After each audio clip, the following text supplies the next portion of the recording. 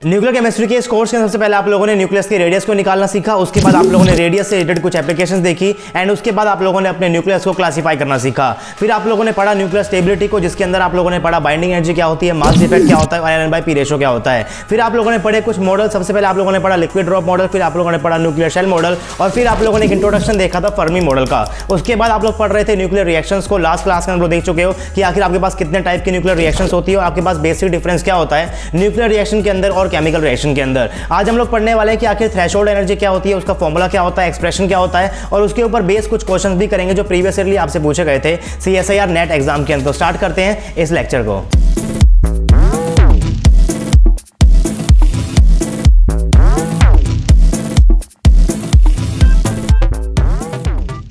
Hey guys, this is RJ and welcome to RJ Academy. So this is lecture number 13 of nuclear chemistry and I hope कि आप लोगों ने previous 12 lectures देख लिए होंगे और आपको समझ आ रहा होगा कि आखिर न्यूक्लियर केमिस्ट्री को आपको किस तरीके से पढ़ना है और कैसे आपको अपने क्वेश्चंस को अप्रोच करना है। तो अगर आपको वीडियो पसंद आती है तो आपको वीडियोस को लाइक भी करना है। कोई भी डाउट आपको है तो आप लोग नीचे कमेंट बॉक्स के अंदर कमेंट कर सकते हो। चैनल के ऊपर आप लोग नए हो, सब्सक्राइब नहीं किया है, चैनल को सब्सक्राइब भी कर लो और सब्सक्राइब करते हुए अगर आप लोग नोटिफिकेशन बेल आइकन को प्रेस करोगे तो आपके पास नोटिफिकेशन भी आ जाएगा जब भी मैं यहाँ पर कोई नया वीडियो अपलोड करूंगा। अब लास्ट क्लास हम लोग पढ़ रहे थे कि आखिर न्यूक्लियर रिएक्शन क्या होता है। उसके बाद मैंने पढ़ाया था कि आखिर कितने टाइप के आपस न्यूक्लियर रिएक्शन हो सकती है। कुछ टाइप्स आप लोग पढ़ चुके हो और फ्यूजन को और फिजन को जो कि आपस होती है स्पेशल रिएक्शंस, इसको हम लोग बाद में डिटेल के अंदर पढ़ने वाले हैं। उसको पढ़ने से पहले आपको पता होना चाहिए कि आखिर थ्रेशोल्ड एनर्जी क्या होती है और काफी इंपॉर्टेंट कंसेप्ट है। इसके ऊपर आपके पास अभी तक 2 बार क्वेश्चन आ चुका है CSIR नेट के अंदर और आगे भी आने के चांसेस है। वो 2 क्वेश्चन, एक बार आपके पास बिल्कुल डायरेक्टली आया था, फॉर्मूला बेस्ड क्वेश्चन आया था और एक बार आया था स्टेटमेंट वाला क्वेश्चन। दोनों क्वेश्चन आपको कराऊंगा आज के लेक्चर के अंदर, लेकिन आपको तभी समझ में आएगा जब आपको थ्रेशोल्ड एनर्जी का कंसेप्ट भी समझ में आ जाएगा।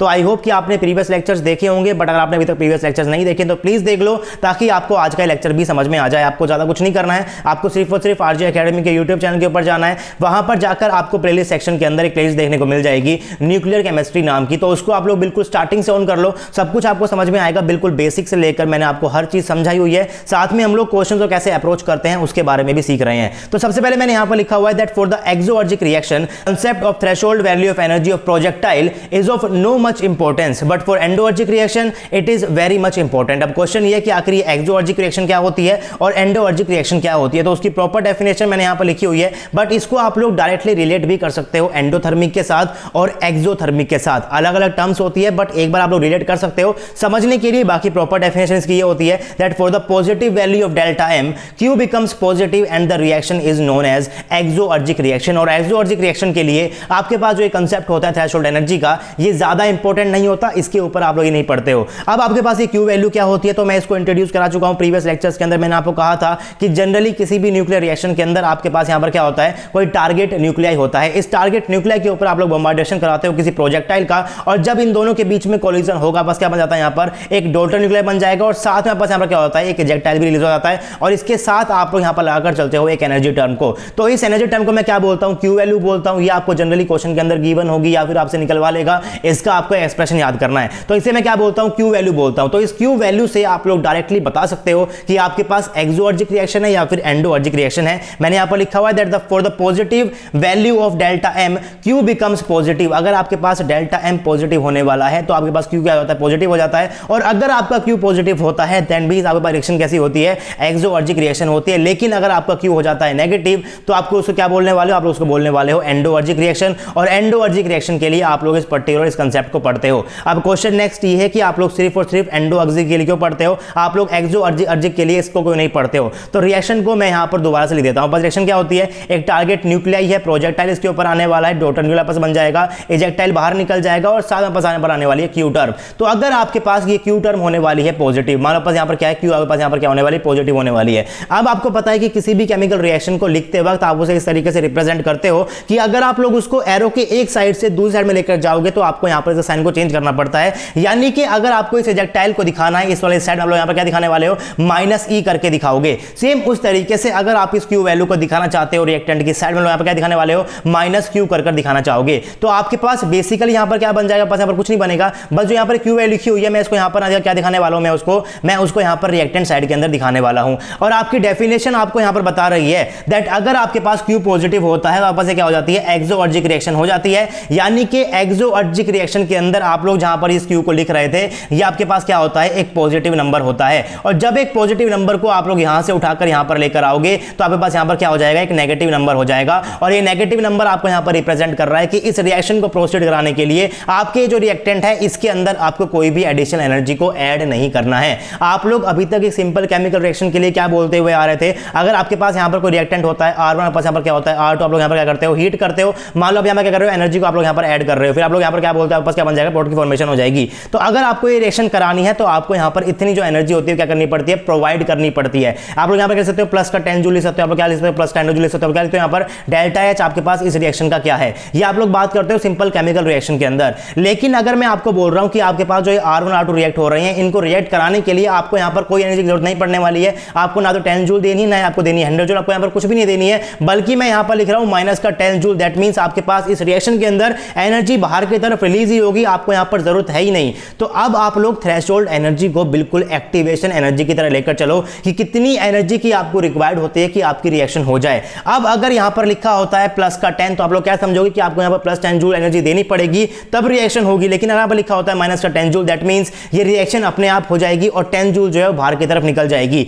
तो अगर आपके पास यहां पर रिएक्शन होती है एक्सोअर्जिक, अगर आपके पास यहां पर रिएक्शन है एक्सोअर्जिक, बस क्यों क्या हो जाएगा, पॉजिटिव हो जाएगा। और जब मैं एक पॉजिटिव टर्म को इस एरो के इस वाली साइड में लेकर आऊं, यहां पर क्या हो जाएगा, एक नेगेटिव के साथ में आ जाएगा। यानी कि जब आपके पास यहां पर इस टारगेट न्यूक्लियाई का और प्रोजेक्टाइल का यहां पर बॉम्बार्डेशन हो रहा होगा तो आपको यहां पर एनर्जी की रिक्वायरमेंट नहीं है। अगर आपके पास एनर्जी की रिक्वायरमेंट नहीं है तो आपके पास यहां पर क्या होगी, कोई भी एक्टिवेशन एनर्जी नहीं होगी। अगर मैं बात करता हूं न्यूक्लियर रिएक्शन की, दैट मींस आपके पास यहां पर कोई भी थ्रेशोल्ड एनर्जी नहीं होगी। और अगर थ्रेशोल्ड एनर्जी नहीं होगी तो आप लोग थ्रेशोल्ड एनर्जी कांसेप्ट को यहां पर एक्सोअर्जिक रिएक्शन के लिए नहीं पढ़ते हो। लेकिन अगर आपके पास यहां पर कोई भी रिएक्शन हो रही है, आपके पास यहां पर क्या होता है, कोई टारगेट न्यूक्लियाई होने वाला है, आपके पास यहां पर क्या प्रोजेक्टाइल, आपके पास क्या बन जाता है, बन जाता है डोटर न्यूक्लियाई, पास क्या बन जाता है, यहां पर इजेक्टाइल बाहर निकल जाता है और आपके पास यहां पर क्या होती है, क्यू टर्म होती है। तो अगर आपके पास रिएक्शन होती है एंडोअर्जिक, और आपको पता है कि एंडोअर्जिक के लिए आपके पास जो क्यू होता है क्या होता है, नेगेटिव होता है। आपको कैसे पता है, आपको पता है डेफिनेशन से। फॉर एंडोअर्जिक रिएक्शन आपके पास क्यू क्या होता है, नेगेटिव वैल्यू होती है। अगर ये नेगेटिव वैल्यू है तो मैं इसको लेकर आऊंगा, इधर क्या हो जाएगी, पॉजिटिव वैल्यू हो जाएगी। दैट मींस आपको बॉम्बार्डेशन कराने के लिए कुछ अमाउंट ऑफ एनर्जी को प्रोवाइड करना पड़ेगा और वो जितनी अमाउंट ऑफ एनर्जी होती है उसी को आप लोग क्या बोलते हो, थ्रेशोल्ड एनर्जी बोलते हो। तो सबसे इंपॉर्टेंट चीज ये है कि थ्रेशोल्ड एनर्जी का जो कंसेप्ट होता है वो सिर्फ और सिर्फ आप लोग अप्लाई करते हो एंडोअर्जिक रिएक्शन के ऊपर, एक्सोअर्जिक के ऊपर रिप्लाई नहीं करते हो। क्यों नहीं करते हो, क्योंकि उसके अंदर आपके पास रिएक्टर साइड में क्या आती है, एक नेगेटिव टर्म आ जाती है। यानी कि आपको मिनिमम वहां पर कोई भी एनर्जी नहीं चाहिए होती है, आपको यहां पर थ्रेशोल्ड एनर्जी नहीं चाहिए होती है। और फर्मी मॉडल का इंट्रोडक्शन भी आप लोगों ने देखा था, आप लोग क्या कह रहे थे, आपके पास वहां पर क्या था, एक पोटेंशियल वेल था, यहां पर क्या होते थे, न्यूट्रॉन्स और प्रोटॉन की फीलिंग होती थी। फिर आप लोग कह रहे थे कि फर्मी लेवल के बाद आपके पास यहां पर क्या होता है, एक और लेवल होता है, उसको क्या बोलते हो, बाइंडिंग एनर्जी बोलते हो। तो अगर आप लोग चाहते हो कि आप लोग इस न्यूक्लियस के अंदर यहां पर क्या होता है, न्यूट्रॉन, आपके पास क्या होता है, प्रोटॉन होते हैं, तो दैट मींस आपके पास क्या एक न्यूक्लियस है। तो आपको अगर न्यूक्लियस के अंदर बाहर से किसी प्रोजेक्टाइल को अंदर ऐड करना है तो आपको जो ये बैरियर है, इस एनर्जी के बैरियर को तो क्रॉस करना ही पड़ेगा। दैट मींस आपके पास जो स्टार्टिंग के अंदर प्रोजेक्टाइल होगा, इस प्रोजेक्टाइल के पास इतनी एनर्जी तो होनी चाहिए कि आपके पास जो पोटेंशियल वैल्यू क्या हो जाए, क्रॉस हो जाए। अगर आपके पास स्टार्टिंग के अंदर प्रोजेक्टाइल पास एनर्जी होती है, यहां पर क्या होता है, एनर्जी लेवल्स होते हैं, राइट, यहाँ पर क्या है, एनर्जी लेवल्स हैं। तो अगर स्टार्टिंग के अंदर आपके प्रोजेक्टाइल पास इतनी एनर्जी होगी तो ये प्रोजेक्टाइल पास क्या कर पाएगा, ऐसे क्रॉस नहीं कर पाएगा। तो अगर आप लोग चाहते हो कि आपका प्रोजेक्टाइल इस न्यूक्लियस के अंदर चला जाए, कैप्चर हो जाए, तो उसके लिए आपको इस प्रोजेक्टाइल की एनर्जी क्या करनी पड़ेगी, पहले इंक्रीज करनी पड़ेगी। अगर आप लोग इसकी एनर्जी को इंक्रीज कर दोगे तभी कर पाएगा, ये इस वेल को क्रॉस कर पाएगा और अंदर जा पाएगा। तो फर्मी मॉडल से भी आप लोग इस पर्टिकुलर कंसेप्ट को एक्सप्लेन कर सकते हो कि थ्रेशोल्ड एनर्जी क्या होती है, एक पर्टिकुलर एनर्जी होती है जो आपको प्रोवाइड करनी पड़ेगी, तब आपके पास क्या हो सकती है, कोई भी एक एंडोअर्जिक रिएक्शन हो सकती है, एक एंडोअर्जिक न्यूक्लियर रिएक्शन हो सकती है। उसको मैंने यहां पर रिएक्शन के अंदर भी लिखा हुआ, यहां पर क्या होता है, x प्लस का a, x आपके पास यहां पर क्या हो जाएगा, टारगेट न्यूक्लियर हो जाएगा, पास क्या प्रोजेक्टाइल है, ये आपके पास क्या डोटर न्यूक्लियर, पास क्या होता है, इजेक्टाइल होता है, और मैं यहां पर क्या लगा दिया, क्यू एनर्जी टर्म लगा दी। अगर आपके पास एक्सोअर्जिक रिएक्शन होता है, बस ये क्या होता है, क्यू आपके पास यहां पर होता है पॉजिटिव, तो बेसिकली क्या आएगा आपके पास यहां पर आपस आने वाला है एंडोअर्जिक रिएक्शन और यहां पर आपस क्या आने वाला है, एक्सोअर्जिक आने वाला है। मैंने उल्टा लिखा हुआ है बट कोई बात नहीं, मैंने यहां पर चेंज कर दिया है। आपको पता है कि एंडोअर्जिक रिएक्शन के लिए ही आपके पास क्यू क्या होता है, नेगेटिव होता है। आपने अभी ऊपर डेफिनेशन देखी है, while for negative value of Q it is called endoergic reaction. तो अगर आपके पास क्यू यहां पर हो जाता है नेगेटिव, और अगर ये नेगेटिव होकर आप लोग चाहते हो कि इसको इस साइड में लेकर आना, क्या लेकर आओगे, यहां पर एक पॉजिटिव वैल्यू को लेकर आओगे, और जैसे ही कोई पॉजिटिव वैल्यू आ जाएगी दैट मींस आपको यहां पर एक एनर्जी रिक्वायर्ड करनी पड़ेगी। आप लोग चाहते हो कि आपका प्रोजेक्टाइल इससे क्या कर जाए, कोलाइड कर जाए, तो आपको क्या करना पड़ेगा, एडिशनल एनर्जी देनी पड़ेगी। That means for endoergic reaction आपके पास थ्रेशोल्ड एनर्जी का कांसेप्ट होता है। लेकिन अगर आपके पास यहां पर रिएक्शन होती है एक्सोअर्जिक, मान लो रिएक्शन यहां पर क्या होती है, एक्सोअर्जिक होती है। आपको पता है कि एक्सोअर्जिक रिएक्शन के लिए आपके पास यहां पर क्यू की क्या होती है, पास पॉजिटिव होती है। अगर आपके पास क्यू की वैल्यू पॉजिटिव है दैट मींस आपके पास यहां पर क्या होता है, पॉजिटिव है। अगर यहां पर पॉजिटिव है, आप लोग चाहते हो उसको इधर लेकर आना, तो आप लोग यहां पर लेकर आओगे इसको नेगेटिव के साथ, और अगर यहाँ पर नेगेटिव साथ आ जाएगा दैट मीन्स जब ये दोनों प्रोडक्ट कोलाइड कर रहे होंगे आपस क्या होगी, एनर्जी रिलीज होगी। यहाँ पर कोई भी एनर्जी की रिक्वायरमेंट नहीं है। दैट मीन्स थ्रेशोल्ड एनर्जी का कंसेप्ट आपके पास एक्सोअर्जिक रिएक्शन के लिए नहीं आएगा, बट एंडोअर्जिक रिएक्शन के लिए आपको यहाँ पर थ्रेशोल्ड एनर्जी कंसेप्ट को पढ़ना है और आपको यहाँ पर एक फॉर्मूले को भी याद करना है। ये आपके पास क्या है, एंडोअर्जिक आपके पास यहाँ पर क्या होता है, नेगेटिव होता है, पास क्या है एक्सोअर्जिक आपके पास क्या होता है, पॉजिटिव होता है। तो ये बेसिक डेफिनेशन भी आप लोग यहाँ पर याद रखना। उसके बाद ये भी याद रखना कि आप लोग इस कंसेप्ट को किस रिएक्शन के लिए पढ़ते हो, इसके ऊपर से आपके पास डायरेक्ट क्वेश्चन भी आ सकता है। Now let us consider a reaction, बस कोई रिएक्शन हो रही है आपके पास, ये क्या होता है एक्स, ये आपके पास क्या है टारगेट न्यूक्लियाई है, प्लस प्रोजेक्टाइल यहां पर कर रहे हो गिव्स वाई, प्लस का इजेक्टाइल, इजेक्टाइल क्या हो जाएगा, बाहर निकल जाएगा। According to conservation of energy law, क्या बोल सकते हो कि आपके पास जो स्टार्टिंग के अंदर एनर्जी होने वाली है, जो रिएक्टेंट के पास जो एनर्जी होगी, और जो रिएक्शन के बाद आपको जो एनर्जी होने वाली है, जो रिएक्शन की इनिशियल एनर्जी होने वाली है और जो रिएक्शन के बाद एनर्जी होगी बस क्या होने वाली है, वो सेम होने वाली है according to conservation of energy rule. तो स्टार्टिंग के अंदर एनर्जी क्या होगी आपके पास, यहाँ पर मास का कितना होता है, इसका मास मान लो क्या होता है बस mx होगा, इसका मास क्या होगा mp होगा। तो बेसिकली आपके पास आपको पता है कि मास भी क्या होता है, फॉर्म की एनर्जी होती है। तो आपके पास एनर्जी कितनी हो जाएगी, mx प्लस का mp इंटू में c का स्क्वायर। आपके पास स्टार्टिंग के अंदर जितना भी मास है, मास भी फॉर्म की क्या होती है, एनर्जी होती है। तो आपको क्या लेकर चल रहे हो इसको, इसके मास को आप लोग क्या बोल रहे हो, एनर्जी की फॉर्म बोल रहे हो। उसके बाद ही आप लोग क्या निकालते हो, mass of product minus mass of reactant into आप लोग क्या करते हो, उसको बोलते हो डेल्टा एम। फिर आप लोग क्या करते हो, सी के साथ मल्टीप्लाई करते हो, सी के साथ क्या बन जाता है, बस आपके पास समझ जाती है बाइंडिंग एनर्जी। तो बेसिकली आप लोग मास के डिफेक्ट से क्या निकाल रहे होते हो, एनर्जी को निकाल रहे होते हो। मास भी क्या होती है, एक फॉर्म ऑफ एनर्जी होती है। तो इनिशियल कंडीशन के अंदर जब आपके पास यहां पर होने वाला है आपके पास target nuclear projectile,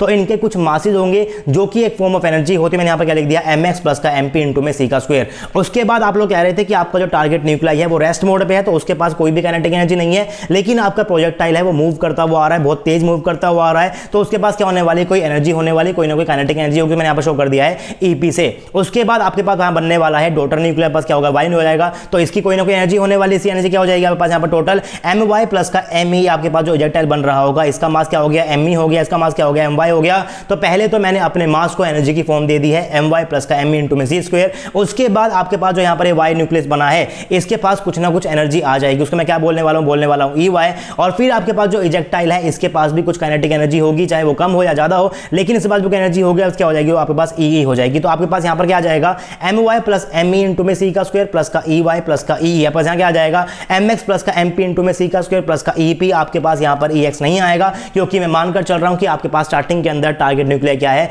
rest mode के अंदर है ना। मैंने यहाँ पर लिखा भी हुआ है that here the target nuclear is considered at rest, इसीलिए आपके पास यहाँ पर EX जैसी कोई भी टर्म नहीं आएगी। अब मैं यहाँ पर अपनी जो डेल्टा मैंने यहाँ पर निकाला हुआ है, आपके पास जो मास इंटू में c स्क्वायर लिखा हुआ है, अगर मैं इसको लिखना चाहता हूँ इलेक्ट्रॉन वोल्ट के अंदर, मेगा इलेक्ट्रॉन वोल्ट में मैं डायरेक्टली कर सकता हूँ इसको mx प्लस का mp इंटू में 931 कर देता हूँ। तो अगर आपके पास जो एनर्जी यहाँ पर निकलने वाली लास्ट के अंदर, वो किस में निकलने वाली है, अब मेगा इलेक्ट्रॉन वोल्ट के अंदर निकलने वाली है। मैंने कुछ नहीं किया, मैंने सिर्फ और सिर्फ क्या कर दिया, इसको c स्क्वायर की जगह मैंने यहाँ पर क्या लिख दिया है 931 लिख दिया है, ताकि आपके पास क्या हो जाए, मेगा इलेक्ट्रॉन वोल्ट के अंदर कन्वर्ट हो जाए। तो मैंने इसको ऐसे लिख दिया, प्लस का EP एज इट इज था, my प्लस का me इंटू में 931 प्लस का EY प्लस का EE, सेम कुछ सब कुछ मैंने यहाँ पर एज इट इज लिख दिया। उसके बाद आप लोग क्या करो, इस मास वाले टर्म को ले जाओ, एक साइड ले जाओ, कि आप लोग क्या बोलते हो, उसको बाइंडिंग एनर्जी बोलते हो, कि आपके पास रिएक्टेंट का मास कितना है, प्रोडक्ट का मास कितना है, उनके बीच डिफरेंस को क्या बोलते हो, डेल्टा एम बोलते हो। उसको आप लोग क्या बोलते हो, मास डिफेक्ट बोलते हो। उसको मल्टीप्लाई करते हो c स्क्वायर के साथ, आप कर लो आप लोग 931 के साथ, डायरेक्ट रिजल्ट आ जाएगा मेगा इलेक्ट्रॉन वोल्ट के अंदर। उसको आप लोग क्या बोलते हो, बाइंडिंग एनर्जी बोलते हो। तो इसको मैंने कर दिया अलग से इंक्लूड, mx प्लस का my इंटू में 931 बस क्या हो जाएगा, रिएक्टेंट का मास माइनस का या बस क्या हो जाएगा, प्रोडक्ट का मास। तो यहाँ पर पूरा की पूरा क्या बन जाएगा, एनर्जी बन जाएगी। तो मैं यहाँ पर क्या लिख दिया है, mx प्लस का mp माइनस का my प्लस का me इंटू में 931, इसको मैंने यहाँ पर एज इट इज लिख दिया है। अब ये किसके बराबर हो जाएगा, ये बराबर हो जाने वाला है यहाँ पर EY प्लस का EY माइनस का EP। आपके पास जो यहाँ पर ये EP था, इसको मैंने क्या ले आया, इधर की तरफ ले आया। अब मैं इसको ही क्या बोलता हूँ, अपनी Q वैल्यू बोलता हूँ। तो बेसिक आपके यहाँ पर Q वैल्यू क्या होती है, थ्रेशोल्ड एनर्जी वही एनर्जी होती है जो मास डिफेक्ट की वजह से बन रही होती है। तो आपके पास यहाँ से Q का एक फॉर्मूला बन जाएगा EY EE माइनस का EP। तो आपको ये पूरा की पूरा फॉर्मूला याद होना चाहिए कि किस तरीके से आप लोग यहाँ पर अपने इजेक्टाइल की एनर्जी को, प्रोजेक्टाइल की एनर्जी को, अपने टारगेट न्यूक्लियर की एनर्जी को या फिर अपने डॉटर न्यूक्लियर की एनर्जी को डायरेक्टली Q वैल्यू से रिलेट कर सकते हो। बस यहाँ पर फॉर्मूला आ गया है, आपको ये फॉर्मूला एज सच यहाँ पर याद होना चाहिए। mx प्लस का mp आपस क्या है, रिएक्टेंट का मास है, ये क्या है, my प्लस का m क्या है, प्रोडक्ट का मास है, इनटू में 931 मैंने एनर्जी के अंदर कन्वर्ट कर दिया, is equal to EY plus का EE माइनस का EP इज इक्वल टू आपस क्या होता है, आपके पास डॉटर न्यूक्लियर की आपस क्या होती है, एनर्जी होगी। आपस क्या होने वाली है, इजेक्टर की एनर्जी आपस क्या होने वाली, प्रोजेक्टर की एनर्जी होने वाली है। और टारगेट न्यूक्लियर की एनर्जी नहीं लेकर चलूंगा, वापस क्या रेस्ट मोड के अंदर है, इसी को मैं क्या बोलता हूं, Q वैल्यू बोलता हूं।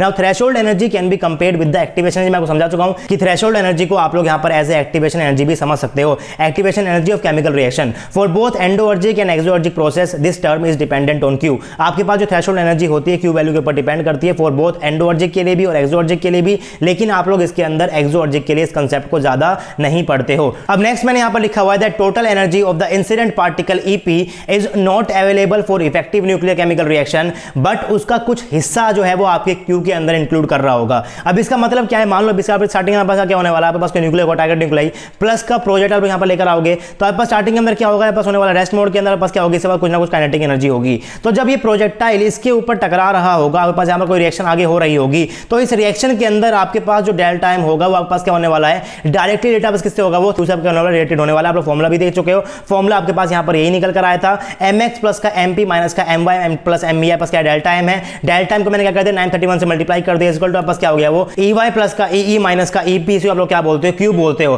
तो दैट मींस आपके पास जो यहां पर मास डिफेक्ट बन रहा है, इसकी वजह से आपका क्या हो रहा है, डायरेक्टली आपका यहां पर q क्या रिलेटेड है। अब मैं यहां पर ये बोल रहा हूं कि आपके पास जो यहां पर टोटल m बनेगा, टोटल डेल टाइम बनेगा, इसका सारा की सारा हिस्सा आपकी न्यूक्लियर केमिकल रिएक्शन के अंदर नहीं जाता, बल्कि इस डेल्टा m का कुछ हिस्सा ही इस न्यूक्लियर रिएक्शन को करवा रहा होता है। कुछ हिस्सा पास क्या होता है, ऑटोमेटिकली वेस्ट हो जाता है। अगर वेस्ट नहीं होगा तो फिर आप लोग क्या बोलोगे कि आपका जो सारा का डेल्टा m है क्या हो गया, आपके पास यहां पर इस क्यूब टर्म के अंदर आ गया। लेकिन अगर आपके पास यहां पर ये पूरा डेल्टा m जो है, इसका कुछ मास डिफेक्ट वाला हिस्सा जो है वो वेस्ट भी होता है, यानी कि सिर्फ कुछ ही हिस्सा आपके पास क्या होता है, यहां पर इस क्यू वैल्यू के अंदर आकर ले रहा होता है, यानी कि सिर्फ कुछ ही एनर्जी रिस्पॉन्सिबल होती है कि आपकी केमिकल रिएक्शन हो जाए। बट अब पोर्शन ऑफ एनर्जी, और वो पोर्शन कितना होता है, mx अपॉन में mx प्लस का mp। आपके पास स्टार्टिंग में टोटल मास कितना होगा, mx प्लस में mp होगा। तो इस टोटल मास का आपके पास जो फ्रैक्शन होता है mx अपॉन में mx प्लस mp, ये आपका कोलाइड कर रहा होता है एनर्जी ऑफ प्रोजेक्टाइल से। और जब इन दोनों का कोलिजन होगा तो आपके पास जो एनर्जी बनेगी आपके पास क्या होती है, आपकी न्यूक्लियर रिएक्शन उसकी वजह से ही हो रही होती है। Is only available for the reaction and the relation between this energy with q is directly. आपके पास ep इंटू में मास का वो हिस्सा जिसकी वजह से आपके पास न्यूक्लियर रिएक्शन हो रही है, वो आपके पास हमेशा बड़ी होने वाली है या फिर आपकी बराबर होने वाली है इस क्यू वैल्यू से। तो बेसिकली आपके पास जो ये क्यू वैल्यू होती है क्या होती है, आपके पास वो एनर्जी होती है जो किसी न्यूक्लियर रिएक्शन के अंदर आपने दी है। आप लोग स्टार्टिंग के अंदर जो एनर्जी दे रहे होगे तो क्या दे रहे होगे, आप लोग डेल्टा m इंटू में c स्क्वायर की फॉर्म के अंदर ही दे रहे होगे। अब ये डेल्टा m यहाँ पर कैसे आने वाला है, ये डेल्टा m तब आएगा जब आपके पास न्यूक्लियस के ऊपर प्रोजेक्टाइल क्या करेगा, टकराएगा। तो जब आपके पास ये प्रोजेक्टाइल इसके ऊपर टकरा रहा होगा, उसके बाद का जो डेल्टा m बन रहा होगा, इस डेल्टा m का सारा हिस्सा आपके पास न्यूक्लियर केमिकल रिएक्शन के अंदर यूज नहीं होता, बल्कि उसका एक फ्रैक्शन होता है। वो फ्रैक्शन आपस कितना होता है, mx इंटू में mx प्लस mp होता है। इसको मैंने मल्टीप्लाई कर दिया, एनर्जी ऑफ प्रोजेक्टाइल पर क्या बन गया यहाँ पर, ये ep इंटू में mx अपॉन में mx प्लस का mp बन जाएगा। और आपके पास जो ये हिस्सा है ये आपके पास हमेशा क्या होना चाहिए, बड़ा ही होना चाहिए, फिर बराबर होना चाहिए आपके इस क्यू वैल्यू से। इसके इक्वल होने का मतलब क्या है कि आपके पास जो यहाँ पर डेल्टा m है, ये सारा की सारा इसका पूरा की पूरा फ्रैक्शन आपकी क्यू वैल्यू के अंदर चला गया। लेकिन आपको पता है कि कुछ ना कुछ वेस्ट होता है, दैट मींस आपके पास इनिशियल स्टेज के ऊपर ज्यादा एनर्जी रही होगी, यानी कि ज्यादा एनर्जी निकलनी चाहिए उस केमिकल रिएक्शन के अंदर, लेकिन क्यू वैल्यू क्या होती है, कम होती है, कि कुछ आपका क्या हो जाता है, वेस्ट हो जाता है। अगर वेस्ट नहीं होगा तो आपस क्या हो जाएगी, आपके पास इक्वल हो जाएगी ep इंटू में mx अपॉन में mx plus mp is equal to q हो जाएगा। उसके बाद आपको इस मास वाले टर्म को लेकर जाना है, उस वाले पर क्या बन जाएगा, बन जाएगा ep is always greater than और equal to mx plus mp upon में mx इंटू में q। फिर आप लोग क्या कर लो, इसको लिख लो अलग से, इसको लिख लो अलग से, क्या बन जाएगा पास 1 प्लस में mp अपॉन mx इंटू में q बन जाएगा। और आपको ये फॉर्मूला याद होना चाहिए, the minimum energy of ep that is ep is equal to 1 plus mp upon mx equal to q। बस क्या हो जाएगी, मिनिमम एनर्जी हो जाएगी। इतनी एनर्जी तो आपको चाहिए, तभी आपके पास रिएक्शन हो सकती है। आप इससे ज्यादा दोगे तब भी रिएक्शन हो जाएगी, कुछ उसके अंदर से वेस्ट हो जाएगी, लेकिन इतनी एनर्जी तो आपको चाहिए, तभी आपके पास क्या होने वाली, रिएक्शन होने वाली है। Is called threshold energy. और इस फॉर्मूले के ऊपर डायरेक्टली क्वेश्चंस आ चुके हैं आपके एग्जाम के अंदर। एक क्वेश्चन मैंने यहाँ पर लिखा हुआ है, उससे आप लोग समझ जाओगे कैसे आपको इस फॉर्मूले का यूज करना है। क्वेश्चन क्या लिखा हुआ है मैंने, Q value for the reaction 13N-NP13C is 3.236 mega electron volt. The threshold energy in mega electron volt for the reaction 13CpN13N आपसे पूछा गया था CSIR नेट 2015 के अंदर। आपके पास एक क्वेश्चन था, काफी इजी क्वेश्चन है। अगर आपको एक फॉर्मूला याद होगा तो आप लोग इस क्वेश्चन को बड़े आराम से कर पाओगे। अब पहले समझना ये कि आपको क्वेश्चन के अंदर गिवन क्या है। आपको यहाँ पर गिवन है कि आपके पास स्टार्टिंग के अंदर रिएक्शन हो रही है। रिएक्शन आपके पास क्या है, 13N के ऊपर आपने प्रोजेक्टाइल डाला है, न्यूट्रॉन को डाला, पास क्या बन गया, यहाँ पर प्रोजेक्टाइल पर निकल जाएगा बाहर, आपके पास ये क्या हो जाएगा 13C आपका बन जाएगा। तो ये रिएक्शन आपको गिवन है और इसके लिए आपको क्यू वैल्यू गिवन है 3.23 से। अब कितनी गिवन है, क्यू वैल्यू गिवन है 3.236, यानी क्या गिवन है, क्यू वैल्यू आपको पॉजिटिव गिवन है। और अगर आपके पास हो जाती है Q value positive, that means क्या बन गया, बस यहाँ पर एक्सोअर्जिक रिएक्शन बन जाएगी। और एक्सोअर्जिक रिएक्शन के लिए आप लोग इस कंसेप्ट को नहीं पढ़ते हो, लेकिन आपसे जो पूछा गया, आपसे क्या पूछा गया है, the threshold energy for the reaction 13CpN13N, यानी क्या पूछा गया, आपसे पूछा गया है कि जब रिएक्शन हो रही होगी 13C प्लस का P गिव्स N प्लस का 13N, तो आपके पास यहाँ पर इस केस के अंदर थ्रेशोल्ड एनर्जी क्या होगी। तो अभी आप लोग कह रहे थे कि इस पर्टिकुलर रिएक्शन के लिए आपके पास Q वैल्यू हो जाती है पॉजिटिव, तो आप पास थ्रेशोल्ड एनर्जी कंसेप्ट नहीं आएगा। लेकिन अगर आप लोग इस रिएक्शन को देखोगे, जब क्वेश्चन के अंदर गिवन इसके बारे में पूछा गया है, तो ये आपके पास क्या है, बिल्कुल इसकी उल्टी है। और अगर ये बिल्कुल इसकी उल्टी है तो आप लोग यहां पर Q क्या हो जाएगा, इस रिएक्शन पर हो जाएगा Q is equal to minus का 3.236 मेगा इलेक्ट्रॉन वोल्ट। तो अब आपके पास क्या हो गया, Q आपके पास हो गया नेगेटिव। दैट मींस आपको जिस रिएक्शन के बारे में पूछा गया है, जिस रिएक्शन की थ्रेशोल्ड एनर्जी आपसे पूछी है, वो रिएक्शन आपके पास कैसी है, एंडोअर्जिक है। और अगर आपके पास वो एंडोअर्जिक है तो आप लोग उसके कॉरेस्पॉन्डिंग थ्रेशोल्ड एनर्जी निकाल सकते हो विद द हेल्प ऑफ इस फॉर्मूला, जो फॉर्मूला आपको यहां पर याद है, AP is equal to 1 plus का MP अपॉन में MX इंटू में Q। अब Q वैल्यू आपको यहां पर डायरेक्टली गिवन है 3.236। तो याद रखना कि आपको Q वैल्यू जो पुट करना है, सिर्फ उसको पॉजिटिव वैल्यू पुट करना है, वहां पर आपको प्लस साइन और नेगेटिव साइन साथ में लेकर नहीं चलना है। फिर आपको यहां पुट करना पड़ेगा 1 प्लस का MP अपॉन में MX, यानी कि आपको मास ऑफ प्रोजेक्टाइल पुट करना है, आपको मास ऑफ यहां पर इजेक्टाइल को पुट करना है। तो सब कुछ आपको यहां पर गिवन है, फॉर्मूला आपको यहां पर याद रखना है, EP is equal to MX plus का MP अपॉन में MX प्लस इंटू में Q। ये आपके पास क्या होने वाला है, मास ऑफ टारगेट न्यूक्लियाई। तो रिएक्शन को ये गिवन है, आपके पास क्या होता है, टारगेट न्यूक्लियाई क्या हो जाएगा, मास ऑफ 13C। ये क्या आपके पास टारगेट में क्या हो जाएगा, मास ऑफ 13C। आपके पास क्या हो जाएगा, मास ऑफ प्रोजेक्टाइल यानी कि मास ऑफ प्रोटॉन। तो आपको सारी चीजें पता है कि मास ऑफ प्रोटॉन क्या होता है, 1 AMU होता है, पता है कि मास ऑफ कार्बन क्या होता है, 13 AMU होता है। तो आपको सबका मास पता है और Q वैल्यू भी आपको यहां पर गिवन है। तो आपको कुछ नहीं करना, सिर्फ और सिर्फ आपको फॉर्मूले के अंदर अपनी वैल्यूज को पुट करना है। 13 प्लस का 1 डिवाइड बाय 13 क्या बन जाएगा, यहां पर 3.485 मेगा इलेक्ट्रॉन वोल्ट बन जाएगा। आप लोग यहां पर देख लो कि आपका कौन सा ऑप्शन ठीक है। तो आपको गिवन था यहां पर 3.485 आपका आंसर है। तो मैं यहां पर कर देता हूं स्क्रीन को नीचे, पर क्या हो जाएगा 3.485 क्या हो जाएगा, यहां पर करेक्ट आंसर हो जाएगा। तो आई होप कि आपको समझ में आया होगा कैसे आपको इस फॉर्मूले को यूज करना है। एक और क्वेश्चन मैंने यहां पर लिखा हुआ है, CSIR 2017 का एकदम रिसेंट क्वेश्चन है। क्वेश्चन क्या है, choose the correct statement for the magnitude of threshold energy of an endoergic nuclear reaction between the stationary nucleus and a moving projectile. आपके पास टारगेट न्यूक्लियस कैसा है, स्टेशनरी आप लोग क्या मान के चलते हो, उसको रेस्ट पे मान के चलते हो। तो वही आपको यहां पर गिवन है, आपको ये गिवन है मूविंग प्रोजेक्टाइल है। और आपसे यहां पर पूछा है correct statement corresponding to magnitude of threshold energy. अब ऑप्शन आपको यहां पर क्या गिवन है, ऑप्शन ए गिवन है that it is greater than magnitude of Q of nuclear reaction. अब फॉर्मूला आपको पता है, फॉर्मूला क्या है, EP is always greater than 1 plus का MP अपॉन में MX इंटू में Q। ये पास क्या हो जाता है, फॉर्मूला हो जाता है। अब आपको ये भी पता है कि आपके पास ये क्या होने वाला है, हमेशा बड़ा होने वाला है। 1 आपके पास यहाँ पर क्या होने वाला है, 1 नंबर है, प्लस करोगे आपको पता है कि प्रोजेक्टाइल पास क्या होता है, बहुत छोटा होता है, टाइम क्या होता है, बड़ा होता है। तो जनरली आपके पास ये वैल्यू क्या होने, छोटे होने वाली है, पास बड़ी होने वाली है। यानी कि पूरी वैल्यू पास क्या होने वाली है, हमेशा 1 से छोटी होने वाली है, लेकिन हमेशा पॉजिटिव होगी। तो पास क्या बन जाएगा, EP is always greater than 1 point something, तो मान लो 1.5 इंटू में Q। तो आप लोग यहाँ से क्या बोल सकते हो, आप बोल सकते हो कि आपका जो EP हमेशा क्या होता है, बड़ा होता है आपके पास मैग्नीट्यूड ऑफ Q से। तो आप पास क्या हो जाएगा, ऑप्शन नंबर ए ही सही हो जाएगा। It is greater than magnitude of Q of nuclear reaction. तो इस फॉर्मूले से भी आप लोग समझ सकते हो दैट आपका जो EP है वो आपका हमेशा बड़ा होने वाला है या फिर बराबर होने वाला है आपकी Q वैल्यू से। फिर मैंने यहाँ पर नेक्स्ट लिखा हुआ है that it has to be more than kinetic energy of the projectile. तो ये बिल्कुल गलत है। नेक्स्ट लिखा हुआ है it has to be less than और equal to kinetic energy of projectile. तो काइनेटिक एनर्जी ऑफ प्रोजेक्टाइल से आप लोगों ने Q वैल्यू का कोई रिलेशन नहीं देखा है। तो ये दोनों आपस यहाँ पर क्या होने वाली, गलत होने वाली है। लास्ट क्या है, it is less than magnitude of Q of nuclear reaction. वो देख चुके हो क्या होती है, हमेशा बड़ी होती है।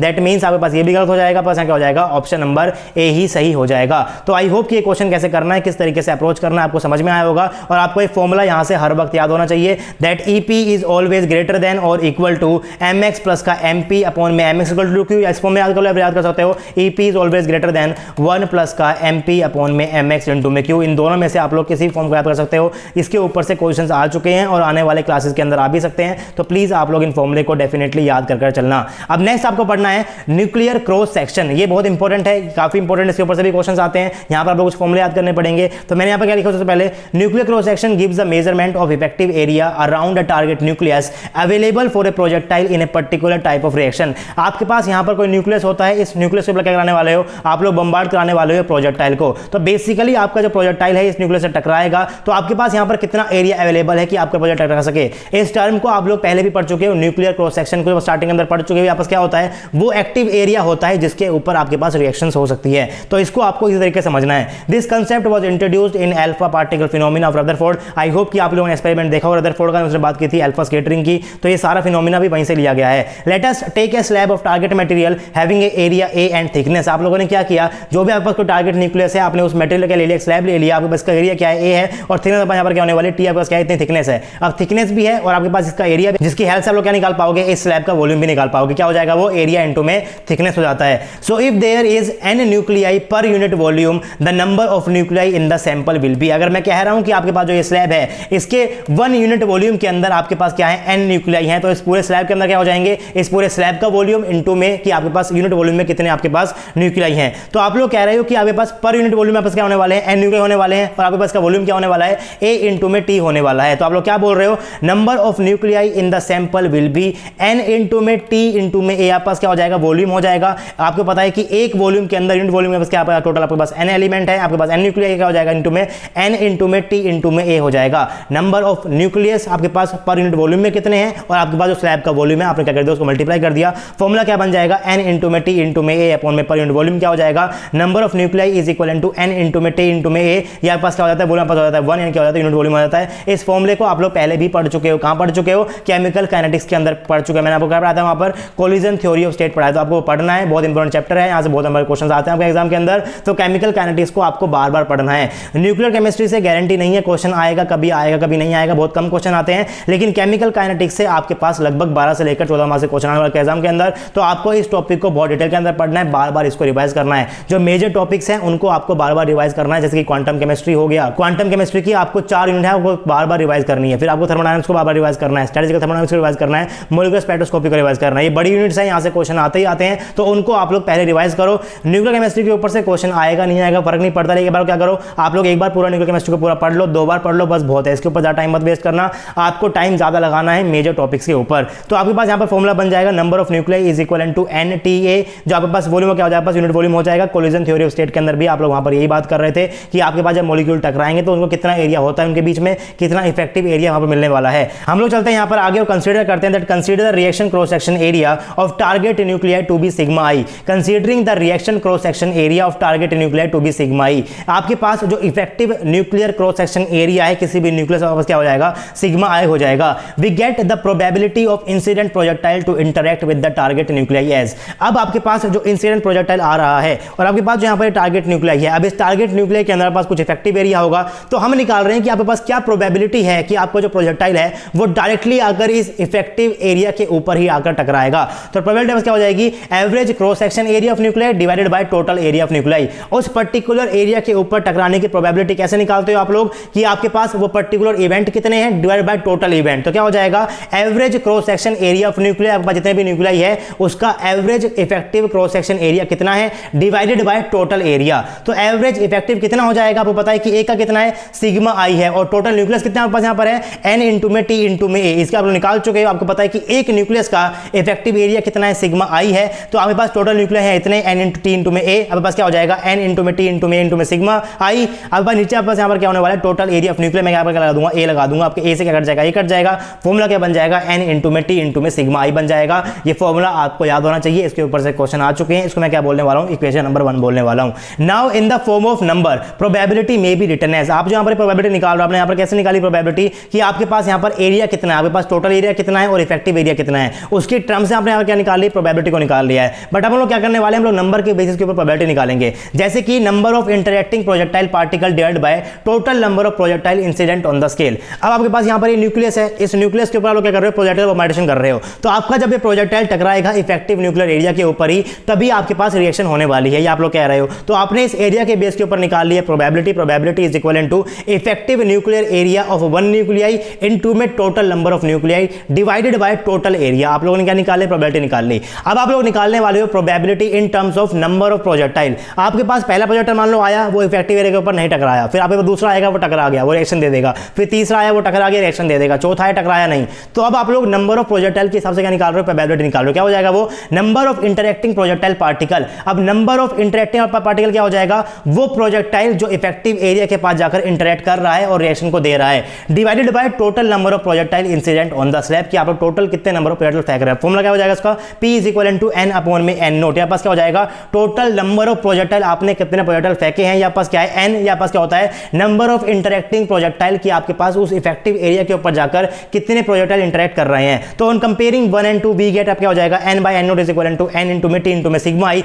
तो फॉर्मूला आपके पास यहाँ पर आ जाएगा, sigma i is equal to n upon में n नोट इंटू में 1 अपॉन में n बाई टी। और इस फॉर्मूले के अंदर जितनी भी टर्म्स मैंने यहाँ पर लिखी हुई, आपको फॉर्मूला याद होना चाहिए। सिग्मा आई आपके पास यहाँ पर क्या होता है, न्यूक्लियर क्रॉस सेक्शन एरिया होता है, कि उस एरिया के ऊपर जाओगे प्रोजेक्टाइल टकराएगा तब यहाँ पर रिएक्शन होने वाली है। इज इक्वल टू वो क्या होता है, n अपॉन में n नोट। यहाँ पर n क्या है, नंबर ऑफ इंटरैक्टिंग पार्टिकल, यानी कि नंबर ऑफ इंटरैक्टिंग प्रोजेक्टाइल। ये वो प्रोजेक्टाइल हैं जो जाकर इफेक्टिव एरिया के ऊपर जाकर टकराने वाले हैं। यहाँ पास क्या है, n नोट, क्या हो जाएगा, नंबर ऑफ इंसिडेंट प्रोजेक्टाइल। यहाँ पास क्या है, n, यहाँ पास क्या होता है, नंबर ऑफ न्यूक्लियर, के पास टोटल टारगेट न्यूक्लियर कितने हैं इनटू में टी आपस क्या हो जाएगा यहाँ पर थिकनेस ऑफ स्लैब हो जाएगा। तो आपको ये फॉर्मूला एज सच याद होना चाहिए, तभी आप लोग क्या कर सकते हो, इसके ऊपर से क्वेश्चन कर सकते हो। इसके ऊपर से क्वेश्चन आ चुके हैं, बाद में करेंगे। उससे पहले हम लोग क्या पढ़ने वाले हैं, other type of nuclear reaction पढ़ेंगे। और मैंने यहाँ पर लिखा हुआ है फोटो न्यूक्लियर रिएक्शन, इसके अंदर ही हम लोग क्या पढ़ने वाले हैं, फिजन को पढ़ेंगे, हम लोग क्या पढ़ेंगे, फ्यूजन को पढ़ेंगे। उसके बाद इसके ऊपर जो क्वेश्चन है वो क्वेश्चन आपको मैं साथ में करा दूंगा, लेकिन हम लोग इस सबको स्टार्ट करने वाले हैं नेक्स्ट लेक्चर के अंदर। तो आई होप कि आपको आज का वीडियो पसंद आएगा। वीडियो पसंद है, वीडियो को लाइक कर सकते हो। कोई भी डाउट आपको है तो आप लोग नीचे कमेंट बॉक्स के अंदर कमेंट कर सकते हो। चैनल के ऊपर नहीं हो, सब्सक्राइब नहीं किया हुआ है, चैनल को सब्सक्राइब कर लो। आपसे मिलूंगा मैं नेक्स्ट वीडियो के अंदर,